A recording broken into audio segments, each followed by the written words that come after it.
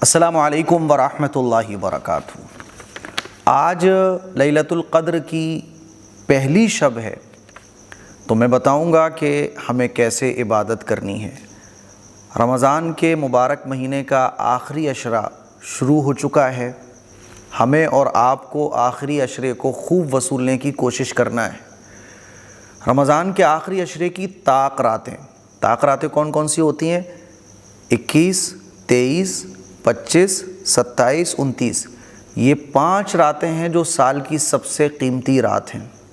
ان 5 راتوں میں کوئی بھی ایک رات لیلۃ القدر کی ہو سکتی ہے، جس کے بارے میں اللہ تعالیٰ نے فرمایا کہ ایک رات میں عبادت کرنے کا ثواب 1000 مہینوں سے بہتر ہے۔ 1000 مہینوں کے 83 سال بنتے ہیں، یعنی اگر آپ ایک رات کو عبادت کر لیں تو 83 سال سے زیادہ۔ کتنا زیادہ؟ یہ تو اللہ کو ہی پتہ ہے۔ اللہ تعالیٰ نے ہم جیسے کمزور بندوں کو سمجھانے کے لیے 1000 مہینے کا ذکر کیا ہے، تو 83 سال سے زیادہ عبادت کرنے کا ثواب مل جائے گا۔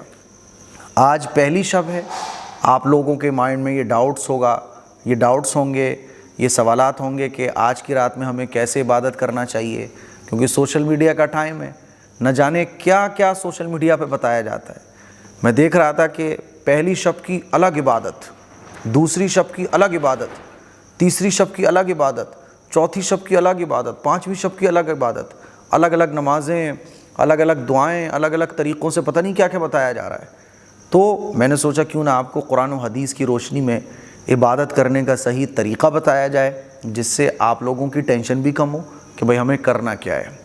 پہلی بات جو آپ کو بنیادی طور پر سمجھنا چاہیے اور پہلی فرصت میں اپنے دماغ میں سیٹ کر لینا چاہیے اصول کے طور پر، کیونکہ دیکھو سوشل میڈیا پہ تو بہت کچھ آئے گا، بہت کچھ آپ کو بتایا بھی جائے گا، تو آپ کب تک پوچھو گے کہ یار کیا کرنا ہے کیا نہیں کرنا۔ اسی لیے میرا یہ اصولی بات ہے جو میں آپ کو بتانے جا رہا ہوں، اس کو آپ ذہن میں رکھ لیں اور سمجھ لیں کہ لیلۃ القدر کی کوئی بھی خاص عبادت نہیں ہے، کوئی بھی خاص دعا نہیں ہے، کوئی خاص نماز نہیں ہے، کوئی خاص وظیفہ نہیں ہے، بلکہ جو ہم روزانہ اور رمضان کے پورے مہینے عبادت کے کام کرتے چلے آ رہے تھے، بس وہی عبادت کے کام ہمیں آج کی رات میں بھی کرنا ہے۔ بات سمجھ آ رہی ہے؟ آپ کا من کر رہا ہے قرآن مجید پڑھنے کا، قرآن مجید پڑھیے۔ آپ کا من کر رہا ہے نفل نمازیں پڑھنے کا، نفل نمازیں پڑھیے۔ آپ کا من کر رہا ہے دعائیں مانگنے کا، تو آپ دعائیں مانگیے۔ آپ کا من کر رہا ہے درود شریف پڑھنے کا، تو آپ درود شریف پڑھیے۔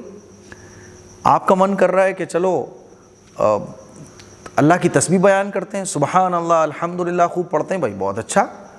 کوئی خاص اور پرٹیکولر عبادت نہیں ہے کہ نہیں آپ کو یہی کرنا ہے۔ کلیئر ہے نا؟ یہ اصولی بات میں نے آپ کو اس لیے سمجھائی کہ جب آپ یہ سمجھ گئے تو اب آپ کے سامنے 1000 چیزیں بھی آئیں گی کہ نہیں 21ویں شب میں یہ کرنا ہے، یہ کرنا ہے، یہ کرنا ہے، تو آپ ٹینشن میں نہیں آؤ گے۔ بھائی مفتی صاحب نے بتایا تھا کہ جو عبادت کا کام آپ کا من کرے کرنے کا وہ کر سکتے ہو۔ بعض لوگوں کو قرآن مجید پڑھنے میں بہت مزہ آتا ہے، بھائی بہت اچھا، قرآن مجید کی خوب تلاوت کرو آپ۔ اس رات کو تو عبادت میں ہمیں گزارنا ہے، اور عبادت کے بہت سارے کام ہوتے ہیں، بہت سارے عبادت کے کام میں جو آپ کو اچھا لگ رہا ہو۔ جیسے بھائی مجھے پرسنلی قرآن مجید کو پڑھنا بہت پسند ہے، قرآن مجید مجھ سے آپ جتنا چاہو اتنا پڑھوا لو۔ نفل نمازیں پڑھنے میں اتنا من نہیں لگتا ہے جتنا قرآن مجید کی تلاوت میں من لگتا ہے، تو آپ قرآن مجید کی بھائی خوب تلاوت کرو۔ بعض لوگوں کو نفل نماز پڑھنے میں بہت مزہ آتا ہے، تو ٹھیک ہے نفل نماز پڑھو، کوئی خاص عبادت نہیں ہے، ٹھیک ہے نا؟ لیکن پھر بھی چند چیزیں ہیں جو میں آپ کو بتانا چاہوں گا، جس کا آپ کو بڑا خیال رکھنا ہے۔ نمبر 1، عشاء کی نماز آپ کی نہیں چھوٹنا چاہیے، خاص طور پر جماعت کے ساتھ۔ ویسے تو رمضان میں کوئی نہیں چھوڑتا ہے، لیکن جماعت کے ساتھ عشاء کی نماز آپ کو خاص طور پر لیلۃ القدر کی جو 5 راتیں ہیں اس میں پڑھنے کی کوشش کرنی ہے۔ ایک عشاء کی نماز جماعت کے ساتھ، اور دوسرا فجر کی نماز جماعت کے ساتھ، کیونکہ عشاء کی نماز جماعت کے ساتھ اور فجر کی نماز جماعت کے ساتھ پڑھنے کا ثواب اللہ کے نبی کی حدیث سے ثابت ہے۔ حضور نے ارشاد فرمایا کہ جو شخص عشاء کی نماز جماعت کے ساتھ پڑھ لیتا ہے اور فجر کی نماز جماعت کے ساتھ پڑھ لیتا ہے، تو اللہ تعالیٰ اس کو پوری رات عبادت کرنے کے برابر ثواب عطا فرماتا ہے۔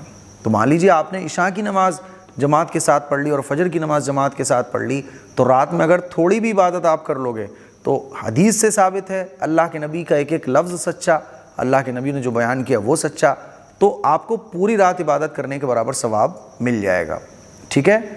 دوسرا اہم کام، قرآن مجید کی آپ تلاوت کیجئے، کیونکہ قرآن مجید کا رمضان کے ساتھ بڑا گہرا تعلق ہے۔ تو کوشش یہ کیجئے کہ 1 پارہ 2 پارہ آپ قرآن مجید کا پڑھ لیں۔ تیسرا اہم کام، تہجد مس نہیں ہونا چاہیے۔ تہجد کی نماز پڑھیے۔ تہجد کی نماز کیسے پڑھی جاتی ہے پورا طریقہ میں نے بتایا، یوٹیوب پہ آپ سرچ کر سکتے ہیں تہجد کی نماز AM قاسمی، ٹھیک ہے۔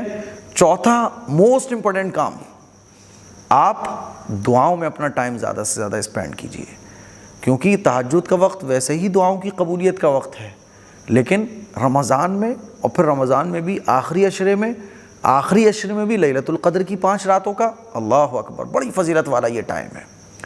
مرادوں کو پورا کروانے کا، جھولیوں کو بھروانے کا، اللہ سے مانگنے کا، مشکلوں کو آسان کروانے کا، کام بنانے کا، کاروبار چلوانے کا، اللہ کو اپنا بنانے کا یہ بیسٹ ٹائم ہے۔ آپ اس وقت میں دعاؤں کا خوب اہتمام کیجیے۔ باقی آپ تسبیحات بھی پڑھ سکتے ہیں، ذکر و اذکار بھی کر سکتے ہیں، درود شریف بھی پڑھ سکتے ہیں، استغفار بھی پڑھ سکتے ہیں، جو آپ کو من کرے۔ تو مجھے امید ہے کہ شب قدر کی پہلی رات 21ویں شب ہے، کیسے عبادت کرنا چاہیے، آسان طریقے سے، اچھے طریقے سے آپ کو ساری باتیں سمجھ آ گئی ہوں گی۔ پھر بھی اگر کوئی ڈاؤٹ ہے تو آپ کامنٹ کیجئے، اور انشاءاللہ تہجد کے وقت میں ہماری دعا بھی ہوگی۔ لیلۃ القدر کی جو 5 راتیں ہوتی ہیں ان دعاؤں میں بھی آپ شرکت ضرور کیجیے گا۔ اس کلپ کو شیئر کریں، دوسروں تک پہنچائیں۔ السلام علیکم ورحمۃ اللہ وبرکاتہ۔